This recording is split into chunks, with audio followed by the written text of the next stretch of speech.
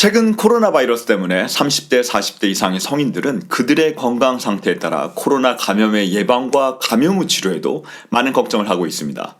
그리고 딱히 백신 치료제가 없기 때문에 이미 비타민C와 같은 항산화제들을 도움이 되는 치료 방법으로 여러분들이 사용하고 전문가들도 추천을 하는데요. 여기 제가 그렇게 강조했던 영양제가 코로나 바이러스 치료에 효과적으로 사용될 수 있고 논문의 증례로 발표되었던 사례를 소개해드리겠습니다.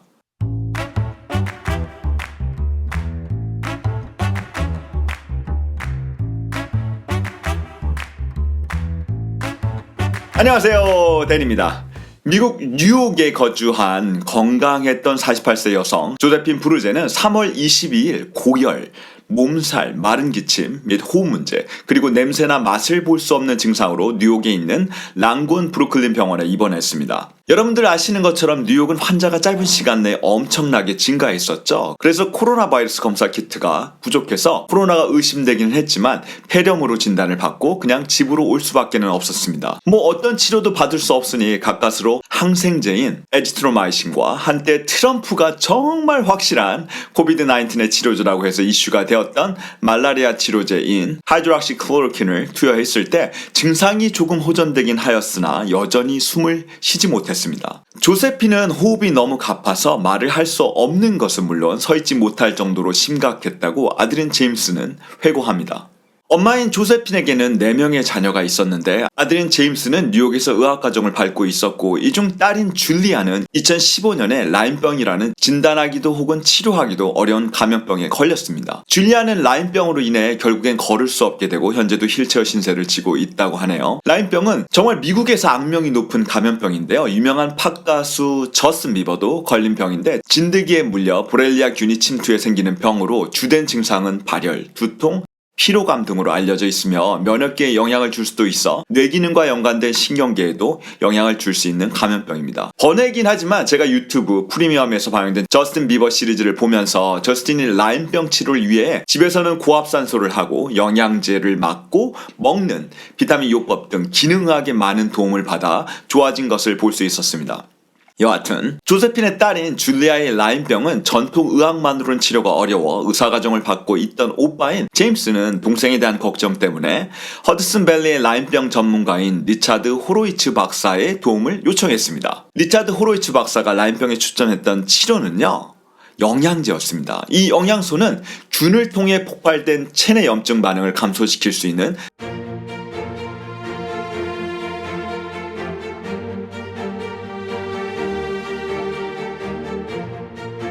글루타치온이었습니다. 제임스는 글루타치온이 바이러스로 인한 사이토카인 폭풍이나 염증 반응이 효과적인 것을 이미 동생인 줄리아를 통해 경험했기 때문에 이번에도 엄마인 조세핀에게 2000mg의 글루타치온을 복용하게 하였습니다. 그리고 기적 같은 일이 벌어졌다고 해요.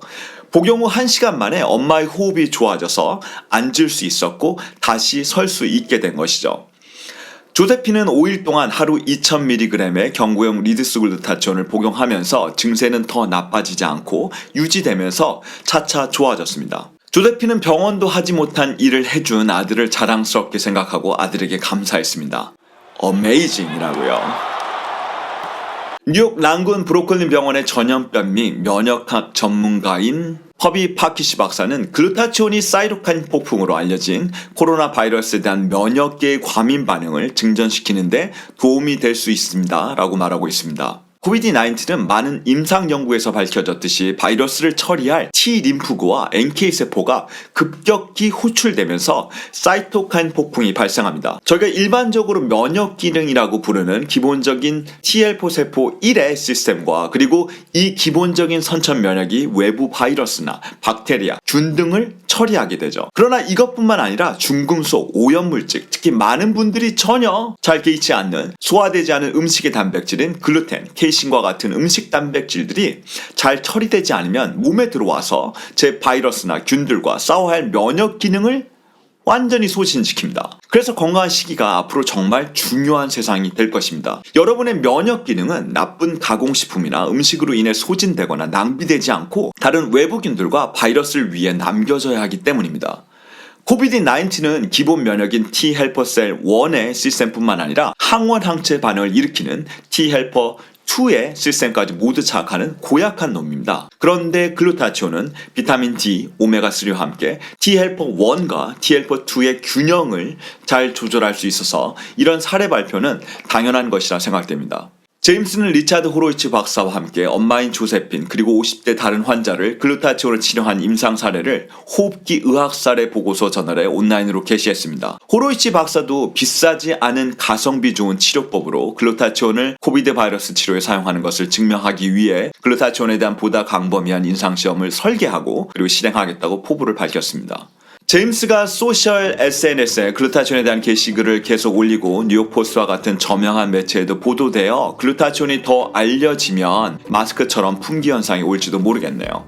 그리고 저 또한 글루타치온에 대한 많은 분들의 관심으로 댓글에 지속적으로 같은 질문을 올리시는데 제가 앞으로 만들 영상들은요 글루타치온을 장기 복용해도 되는지 그리고 처음에 복용할 때 글루타치온의 양이 중요한지 혹은 질을 우선시해야 되는지 이번 사례에도 보신 것처럼 하루 글루타치온 2000mg을 복용하고 직증상이나 파킨슨과 같은 뇌질환에는 하루 9000mg 이상을 복용해야 하는 경우도 있습니다. 혹시라도 있을 글루타치온의 면역 현상을 어떻게 해결할 수 있을지 혹시 솔루션이 있나요? 그리고 설화형 글루타치온은 왜 마케팅의 거짓 산물인지, 경구형 글루타치온은 오늘 보도자를 보신 것처럼 왜 효과적이고 IV 주사보다도 추천되는지, 연쇄상균과 같은 박테리아 감염증으로 악화되는 틱 뚜렛이나 파킨슨병이나 다른 신경학적 질환에 글루타치온이 어떤 도움을 왜 줄 수 있는지 와 같은 내용들에 대해 천천히 영상들로 소개해드리겠습니다. 다음 영상들을 기대해주세요. 네, 감사합니다.